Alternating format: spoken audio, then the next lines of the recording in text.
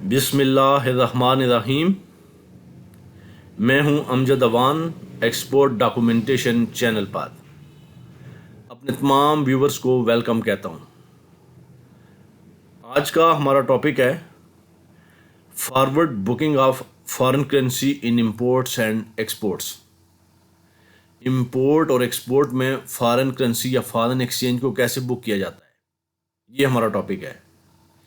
और इसकी बुकिंग क्या चीज़ होती है, इसकी क्यों ज़रूरत महसूस होती है और इसके बेनिफिट्स क्या हैं, ये सारे हम इस वीडियो में ये सारी चीज़ें डिस्कस करेंगे। आपने वीडियो पूरी देखनी है, वीडियो को स्किप नहीं करना। ये बड़ी इम्पोर्टेंट चीज़ें होती हैं जो इंपोर्ट्स और एक्सपोर्ट्स की फील्ड में जो दोस्त नए हैं उनके लिए बहुत अहम चीज़ें हैं, इसलिए आपने इस वीडियो को पूरा देखना है। इससे पहले अपने दोस्तों से गुजारिश है कि अगर आप मेरे चैनल पर नए हैं या आपने अभी तक मेरे चैनल को सब्सक्राइब नहीं किया तो उसे सब्सक्राइब कर लें और उसके साथ बेल आइकन को ज़रूर क्लिक करें ताकि हर नई वीडियो का नोटिफिकेशन आपके पास पहुंच सके। अब हम अपने टॉपिक की तरफ चलते हैं और वीडियो स्टार्ट करते हैं। सबसे पहले हम फॉरवर्ड बुकिंग देखेंगे इंपोर्ट्स में। इंपोर्ट्स में फॉरवर्ड बुकिंग कैसी होती है, फॉरेन एक्सचेंज को कैसे बुक किया जाता है, इसकी ज़रूरत क्यों महसूस होती है। सपोज़ आप कोई चीज़ इंपोर्ट कर रहे हैं और उसके लिए आपने एक एलसी ओपन की है। एलसी है $50,000 की, $50,000 की आपने एलसी इंपोर्ट किया और उस वक्त एक्सचेंज रेट है जब आप एलसी ओपन करने जा रहे हैं ₹100 का $1 है उस वक्त। तो आपने ये कैलकुलेट किया, $50,000 को 100 से मल्टीप्लाई किया तो आपके पास जो वैल्यू आई, जो आपकी करेंसी में, लोकल करेंसी में जो वैल्यू है वो 50 लाख है। आपने आज की तारीख में 50 लाख के ऊपर वर्किंग की है कि ये चीज़ मैं इंपोर्ट कर रहा हूँ, इसकी ये कॉस्ट है और सारी दूसरे जो एक्सपेंसेस हैं वो सारे इंक्लूड करने के बाद मार्केट में आपने कैसे सेल करनी है सारे आपने वर्कआउट किया आज की डेट में किया। और पेमेंट होनी है जब शिपमेंट होगी उसके बाद। एलसी तो आपने ओपन कर दी है, एलसी आपने आज की डेट में ओपन कर दी है। शिपमेंट होती है 1 महीना बाद, 1.5 महीना बाद, 2 महीने बाद। तो अगर 60 डेज बाद शिपमेंट होती है और शिपमेंट के बाद जब डॉक्यूमेंट्स आएंगे तो बैंक उस वक्त पेमेंट करेगा और बैंक जब पेमेंट करेगा तो वो उस वक्त जो करेंसी रेट होगा उस हिसाब से करेगा। इस वक्त तो ₹100 का डॉलर है, लेकिन 30 दिन बाद या 60 दिन बाद जब आपकी शिपमेंट होती है और एक्सपोर्टर ने, जो आपका एक्सपोर्टर है जिससे आप इंपोर्ट कर रहे हैं, उसने अपने डॉक्यूमेंट्स जब अपने बैंक में सबमिट करता है, वो आपके बैंक में पहुंचते हैं, उस वक्त जो करेंसी रेट होगा बैंक वो आपसे चार्ज करेगा। डॉलर तो उसने 50,000 ही पे करने हैं, लेकिन आपसे चार्ज वही एक्सचेंज रेट करेगा जो उस वक्त होगा। और आपको एक रिस्क है, आपके सामने कुछ हालात ऐसे हैं, आप देख रहे हैं कि करेंसी डी वैल्यू होने के चांसेस हैं और 10% तक इसके चांसेस हैं या डिफरेंट चांसेस हैं, 5% भी हो सकते हैं। हमने सपोज कर दिया 10% चांसेस हैं, 10% करेंसी डी वैल्यू हो सकती है। अगर ये सपोज 10% डी वैल्यू हो जाती है तो ये 5 लाख रुपया बनता है। 5 लाख रुपया बनता है अगर करेंसी 10% डी वैल्यू हो जाती है। यानी जैसे ऊपर हमने देखा, जब ₹100 का डॉलर था तो 50 लाख की एलसी है। अगर 110 का हो जाए, 10% डी वैल्यू होने के बाद 110 का हो गया तो 5 लाख आपको एक्स्ट्रा पे करने पड़ेंगे और आपकी जो इम्पोर्ट प्रोडक्ट है उसकी जो कॉस्ट है वो 5 लाख बढ़ जाएगी। ये आपके सामने एक चीज़ आ रही है कि ये करेंसी डी वैल्यू हो सकती है। अब आपने क्या करना है कि फॉरेन एक्सचेंज को बुक कर लेना है जो आज की डेट में है। बैंक से फॉरेन एक्सचेंज को आज की डेट में आपने बुक कर लेना है और बुक करने के बाद ऐसा होगा कि अगर करेंसी डी वैल्यू बी हो जाती है तो बैंक आपको आज की डेट का, जिस डेट पर उसने फॉरेन एक्सचेंज बुक किया है, आपसे वही चार्ज करेगा। अब ये कैसे करना है, उसमें बैंक को क्या बेनिफिट है या आपको कैसे बेनिफिट है, ये आपने पूरी कैलकुलेशन करनी है। ये भी मैं आपको बताता हूँ कि आपने ये कैलकुलेशन कैसे करनी है। सिंपल सी कैलकुलेशन है, कोई ज़्यादा वो जो है वो रॉकेट साइंस नहीं है। आपने सबसे पहले क्या करना है, आपने बैंक से कांटेक्ट करना है। आपने अपने बैंक से कांटेक्ट करना है, उनसे कहना है जी मैंने ये एलसी ओपन की है और इसको फॉरवर्ड, इसकी जो फॉरेन एक्सचेंज है उसकी मैंने फॉरवर्ड बुकिंग करवानी है। ये आपने बैंक से पूछना है, अपने बैंक से जहाँ से आप एलसी इंपोर्ट कर रहे हैं। अब आपने बैंक से कांटेक्ट किया और बैंक ने आपको रेट दिया जी 8% पर एनम, यानी ये बैंक के चार्जेस हैं फॉरेन एक्सचेंज बुक करने के। 8% सालाना के हिसाब से बैंक कहता है मैं चार्जेस वसूल करूँगा, आपसे लूँगा। ये 8 भी हो सकते हैं, ऊपर नीचे भी हो सकते हैं, मैंने सपोज कर दिया 8% है। तो अब आपने कैलकुलेशन करनी है कि अगर 8% आपने चार्जेस भी बियर करने हैं और आपने वो रिस्क जो 5 लाख आपको एक्स्ट्रा पे करना था, अगर खुदा न खास्ता करेंसी डी वैल्यू हो जाती है तो फिर आप किस में, आपको बेनिफिट किस में है? ये 8% पे करके, क्योंकि आप जब बुक करने जाएंगे तो 8% आप उसको पे करेंगे, और अगर बुक नहीं करेंगे तो 10% डिवैल्यूएशन के चांसेस हैं। तो आप किस में फ़ायदे में रहेंगे, ये आपने चीज़ चेक करनी है। अब आपने इसको कैलकुलेट करना है। जैसे ये देखें, शुरू में लिखा हुआ है 50 लाख, ये 50 लाख लिखा हुआ है शुरू में। ये 50 लाख की आपकी एलसी है जो आज की डेट में आप ओपन करने जा रहे हैं। $50,000 की है, 100 रुपये करेंसी रेट है, एक्सचेंज रेट है, तो ये 50 लाख रुपया बना। तो 50 लाख को आपने 8 से मल्टीप्लाई करना है। 8 कौन सा? ये बैंक ने जो आपको रेट दिया है। बैंक ने कहा जी 8% में पर एनम सालाना लूँगा इसके ऊपर चार्जेस। तो 50 लाख के लिए आप जो बुक करने जा रहे हैं फॉरेन एक्सचेंज, आपने उसको कैलकुलेट करना है। 50 लाख को आपने 8 से मल्टीप्लाई किया और उसको 100 पे डिवाइड किया, आपके पास आ गया रेट 4 लाख। ये 4 लाख सालाना बैंक के चार्जेस हैं। आपने जो डिवैल्यूएशन का जो रिस्क है वो 5 लाख है, और आपने 4 लाख बैंक को साल के पे करने हैं करेंसी बुक करने की। अब आपकी जारी बात है, एलसी 1 साल की नहीं है, एलसी आपकी कम पीरियड की है। याद रखें, जब इंपोर्ट एलसी आप ओपन करने जाते हैं तो बैंक आपसे एक एलसी ओपनिंग चार्जेस लेता है, वो बैंक क्वार्टरली लेता है। क्वार्टरली यानी 3 महीने के हिसाब से 90 डेज के बैंक चार्जेस आपसे वसूल करता है। आप जब भी इंपोर्ट एलसी ओपन करने जाएं तो उसको 90 डेज के अंदर रखें, 90 डेज से बाहर ना जाएं। अगर आप 90 डेज से एक दिन भी ऊपर चले गए, 91 डेज आपने कर दिए, तो बैंक आपसे 2 क्वार्टर के चार्जेस लेगा।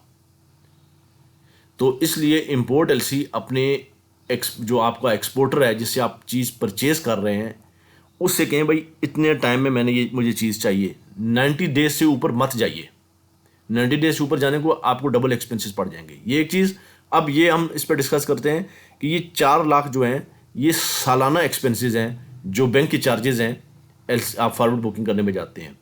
तो अब आपने साल को तो एलसी रखनी नहीं है, आपकी एलसी है 90 डेज के अंदर। तो अब आपने क्या किया जी, ये 4 लाख डिवाइड किया 360 पे। ये 360 क्या है? साल के डेज हैं। बैंक जो है होते 365 है, लेकिन बैंक 360 पे इसको कैलकुलेट करता है। तो बैंक के हिसाब से हमने इसकी कैलकुलेशन की, तो पर डे जो है वो 1111.111 ये पर डे के हिसाब से हमारे पास चार्जेस आए। अब हमने एलसी ओपन किया 90 डेज के बीच में, यानी हो सकता है आपकी 70 डेज हो, लेकिन बैंक आपसे चार्जेस 90 डेज के ही लेगा। ये याद रखें, आपकी एलसी चाहे 1 महीने के अंदर एक्सपायर हो जाए, लेकिन बैंक ने आपसे 90 डेज के चार्जेस वसूल करने हैं। अगर 91 डेज हो गए आपकी एलसी एक्सपायरी के, तो फिर बैंक आपसे 180 डेज के लेगा। ये याद रखिएगा। तो याद रखें, एलसी को 90 डेज के अंदर ही आपने उसकी एक्सपायरी डेट जो है वो 90 डेज के अंदर होनी चाहिए। 90 डेज से एक दिन भी ऊपर नहीं जाना चाहिए। अब फिर मैं दोबारा आता हूँ, हो सकता है कुछ दोस्त भूल गया हूँ। 4 लाख इसके सालाना एक्सपेंसेस हैं जो बैंक के चार्जेस हैं 8% के हिसाब से, मल्टीप्लाई किया हमने 360 है। ये बैंक के बैंकिंग डेज हैं जो बैंक साल के डेज कैलकुलेट करता है, वो 365 नहीं बल्कि 360 करता है वो। तो पर डे के हिसाब से अगले जो हमारे पास निकले, और उसको हमने मल्टीप्लाई किया 90 डेज पे, तो हमारे पास आया 1 लाख।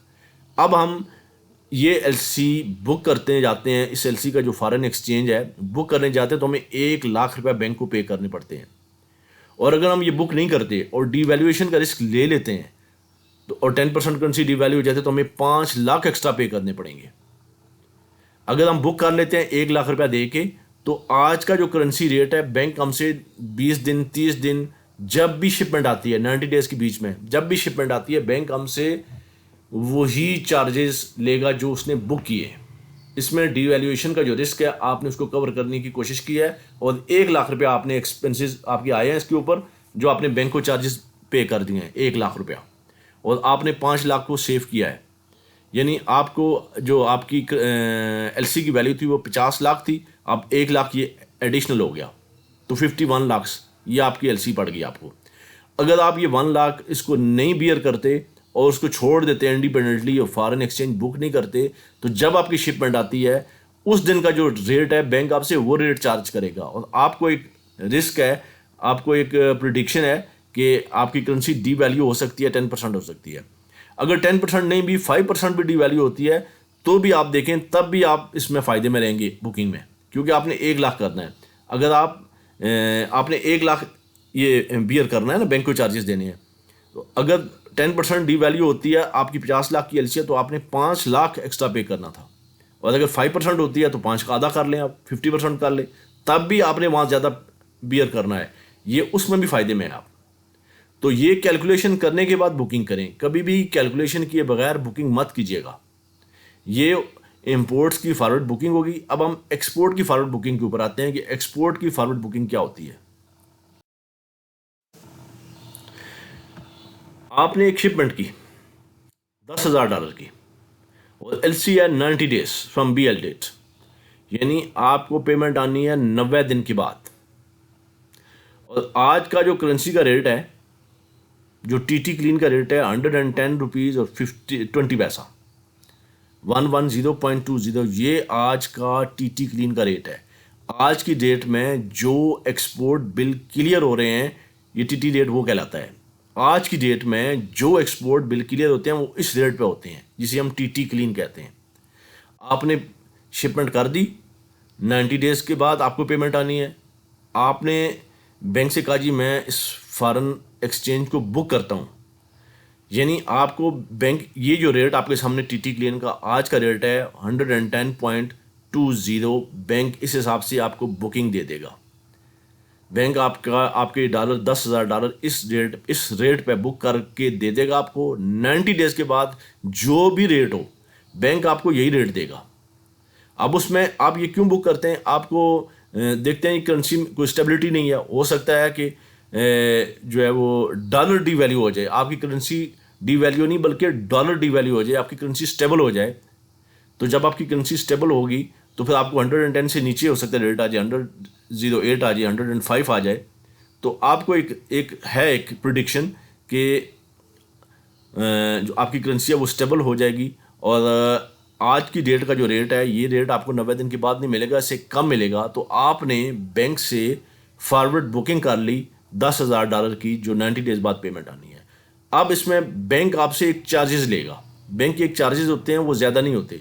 इंपोर्ट्स में तो मैंने आपको बताया था ना कि वो पर एनम के हिसाब से करता है। इसमें बैंक के कोई लमसम चार्जेस होते हैं, कोई थोड़ा बहुत कोई फार्मूला, और आप बैंक से कॉन्टैक्ट करेंगे कि भाई ये 10,000 मैंने बुक करने हैं तो कितने चार्जेस हैं, वो सम थाउजेंड यानी 4,000, 5,000, 6,000 इतने ही होंगे, इससे ज़्यादा नहीं होंगे।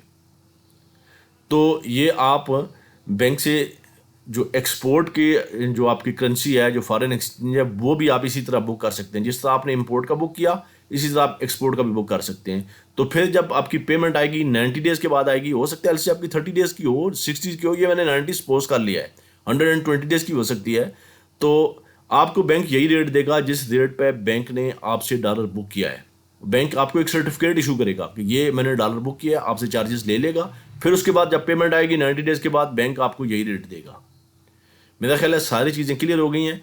इससे पहले जो 2 वीडियो मेरी आई हैं, उनका लिंक मैं इस वीडियो के डिस्क्रिप्शन बॉक्स में दे दूंगा, आप उनको ज़रूर देख लीजिएगा, क्योंकि ये वीडियो उनसे रिलेट करती है जो पहली 2 वीडियो हैं। क्योंकि कुछ दोस्तों को हो सकता है कि कन्फ्यूजन हो कि यार ये क्या है, ये टीटी क्लीन क्या है। तो ये उन 2 वीडियोज़ को आप ज़रूर देख लीजिएगा। एक नेगोशिएशन एंड कलेक्शन BL है, इसके ऊपर वीडियो है, और दूसरी जो है वो फॉरेन जो है करेंसी, फॉरेन एक्सचेंज रेट्स जो होते हैं, उसके ऊपर है। आप उन वीडियोस को ज़रूर देख लीजिए, डिस्क्रिप्शन बॉक्स में मैं उसका लिंक दे दूंगा। वीडियो अगर आपको अच्छी लगी है तो आप इसे लाइक ज़रूर कर दिया करें और अपने दोस्तों से शेयर किया करें। मिलते हैं अपने नेक्स्ट टॉपिक में। अपना बहुत सा ख्याल रखिएगा। अल्लाह हाफिज़।